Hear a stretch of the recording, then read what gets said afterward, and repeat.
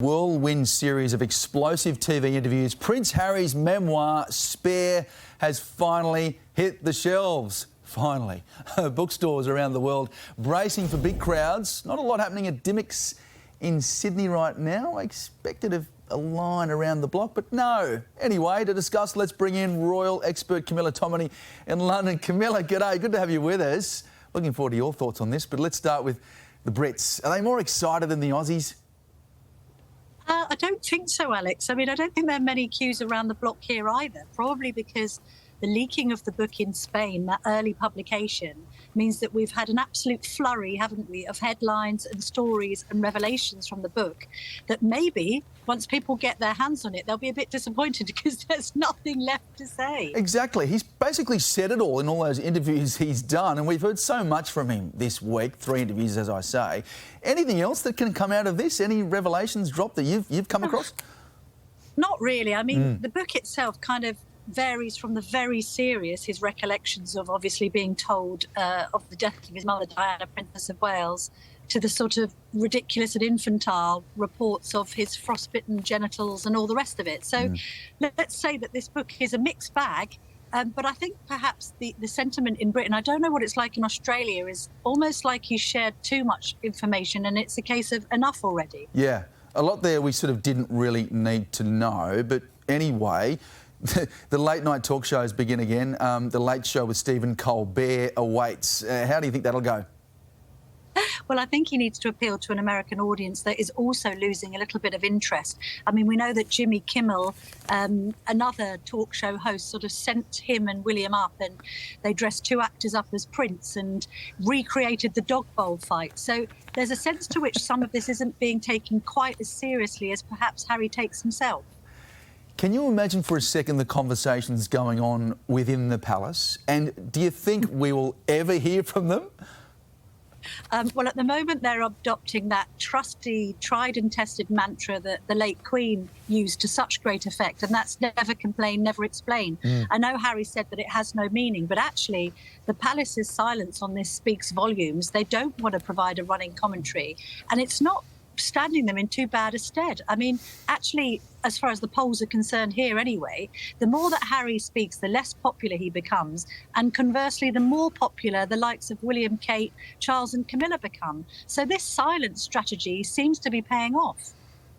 Camilla, in your heart of hearts, do you think he will ever patch up this relationship with his father, with his brother, with everyone, really?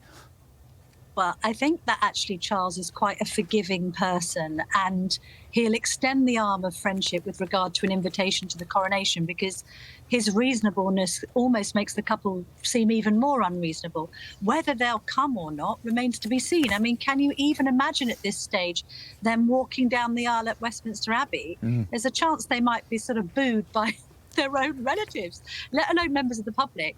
I mean, having witnessed everything we've witnessed over recent months and years with the royal family, Alex, nothing would surprise me. But I'd say a rapprochement is a bit of a way off after everything that's been said and done since Thursday.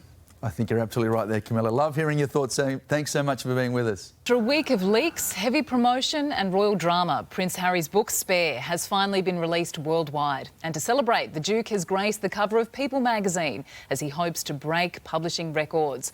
We have reporters in both Europe and Sydney covering the book launch. First, though, let's go to our Europe correspondent Brett McLeod in London. Brett, the Prince's PR blitz, it still isn't over.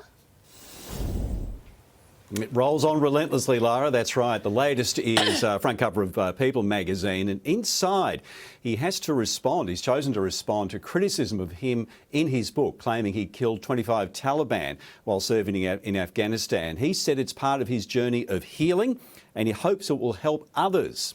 Many others in the armed services are critical of him for announcing that information. The book itself, well, the publisher Penguin says it sold 400,000 copies, mainly on pre-sale. That would make it the highest selling non-fiction book ever, according to the publisher. Question is, what happens now that all the details are out? The media blitz pretty much finishes in a few hours when he's on Stephen Colbert's Late Show. Some clips have been released showing the pair appearing to have tequilas while on set. Well, it'll be interesting to see what reaction Harry gets from the audience, Lara. Indeed, Brett, thank you. Now let's go to Gabrielle Boyle, who joins us from Sydney. Gabby, bookshops here are hoping for long lines. Is anyone outside yet?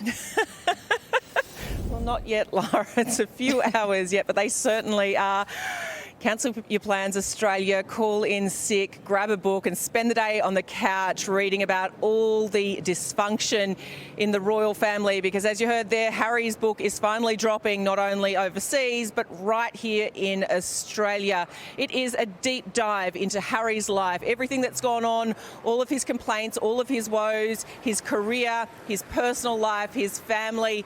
There's been loads of leaks over the last few weeks. We've had sneak peeks and snippets of exactly what's being said, so there won't be any major surprises, but certainly there'll be plenty of royal watchers very keen to chew over each and every word that is revealed in this 416-page book. Of course, one group that will be very keen to read it as well would no doubt be the royal family. Whether they've been able to chew over each and every word yet remains to be seen, but I reckon they would have a copy on order. Here at Dimmock's this morning in the CBD, well, you can get a free hot drink with every purchase. I reckon if I had to read that entire book, I would need a free stiff drink. This morning, following weeks of ongoing heavy promotion, leaks, royal drama, Prince Harry's memoir Spare has finally hit the shelves in Australia. Today, reporter Gabrielle Boyle joins us from a Sydney bookstore which has just opened its doors. Gabby, has it lived up to the expectation and all this hype? Well, we were told to expect long lines here at Dimmock's, but as you can see, nobody lining up yet. But that doesn't mean, of course, that it's not going to be an absolute bestseller. This is anticipated to be the best-selling book of 2023. Harry's tell-all Spare. He talks about his childhood, his time in the military, his very controversial family, arguably the most famous family in the world, and, of course, his marriage to actress Meghan Markle. I am joined by John this morning. You are the store manager here. How many books are you expecting to sell? Well, we've got 2,000 copies came in yesterday. We're hoping we're going to sell out today. We've got more on order if that does happen. The demand before today was huge. Our pre-orders have doubled since Friday. So while there's not a lot of people here at 8:30 in the morning, we're expecting a big surge throughout the day and seeing copies fly off the shelves. And tell me, it's been embargoed, but were you tempted late last night to duck down to the storage department, slip a box open and have a bit of a read? No. The embargo agreements we have to sign are quite strict, so we know not to go anywhere near the boxes. They're all security sealed and everything. So we stayed away until this morning, and then this morning was all go, getting everything set up. So there's no time to even flick through the pictures yet. So hopefully later today I can have a look at a copy. Be honest, will you take a copy home tonight to read? I might have a peek at one tonight, yeah. Guess what? I have got in my hot little hands. Oh, wow. I have managed to get Please. a copy of the one, the only, the book that has been making all the headlines. Okay. And I just wanted to quickly, In just your very most quickly, royal voice. read Yes. you a little passage. So this is one of the first times, apparently, that Harry and Meg's got to spend some time together. And I quote... Please, I just beg you, please don't say mummy. I please. knocked and suspended breathing while I waited. The door flew open. That smile. Her hair was partly covering her eyes. Her arms were reaching for me. She pulled me inside and thanked her friend in one fluid motion, then slammed the door quickly before anyone saw. I want to say we hung a do not disturb sign on the door, but I don't think there was enough time. Is this a Milton Boon novel?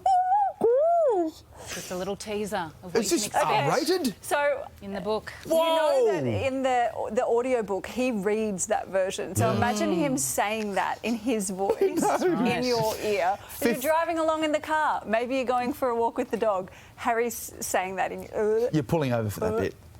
And I think I'm going to be sick. It's 15 and a half hours of him reading it too. 15 and a half hours. There are way too many. He says mummy, Mummy. which freaks me out. I can't handle that. That was beautiful, Lara. Thank you very much. I don't know if I want to hear any more of that. Let's get...